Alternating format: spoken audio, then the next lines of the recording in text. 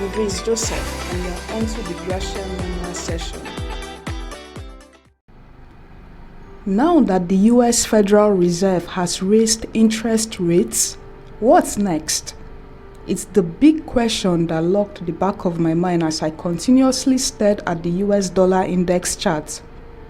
Rally it may have upon announcement of the rate hike, but the DXY couldn't still escape its inevitable correction. Whether the increase in interest rates is leading the stock market inversely is a topic for another day. But what business does the forex market have to do with crypto, you may wonder. The reason lies in the negative correlation between both markets, which gives Bitcoin a good opportunity to rally. 45k from our current zone shouldn't be a talk fit to take on. I'm Grace Joseph, and this is the Gracia Memoir session. Get this quick. From a long-term perspective and even a good part of this year, the dollar could reach new highs thanks to the rate hike. On the short-term basis, a retracement might take place in preparation for future price leaps. And while that retracement is ongoing, the crypto markets will have a bit of breathing space. It also means the downtrend could potentially resume when the dollar continues its upward trend.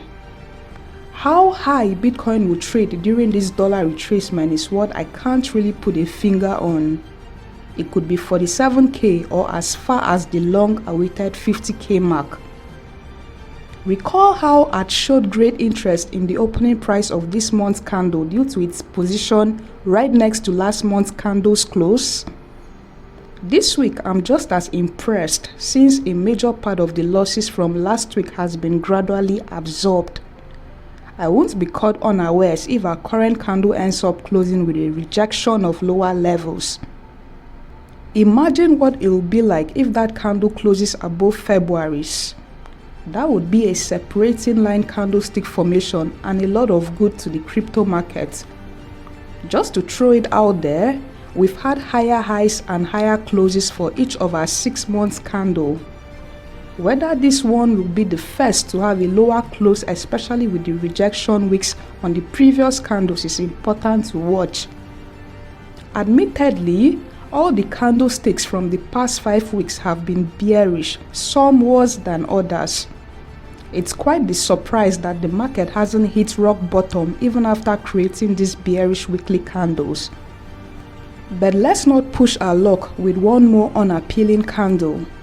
We really need this week's candle to close on a bullish note, thereby contradicting the bearish notion of the previous candles.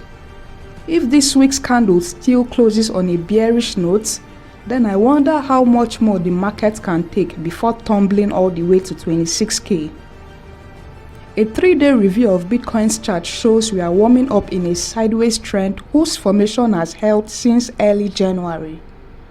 Months-long consolidation within this range means we will have an extended move upwards or downwards once there's a breakout. So it's a matter of being on the right side of the market, because if you are wrong, there's only so much loss your stop can help you prevent. You can still be among the first to catch the new trend if you study the volume pattern within the consolidation. Right here, we see how volume tends to dwindle on each down leg but spike on up legs. This pattern hints that the odds are in favor of an upward breakout. How that breakout will pan out is worth considering, since we are stuck in a symmetrical triangle that could either serve as a continuation or reversal pattern. In essence, there is more reason than one hinting we could see a bit of rally from here.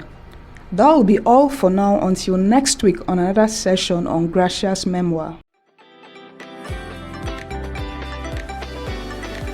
I'm Grace Joseph, and you're onto the Gracia Memoir session.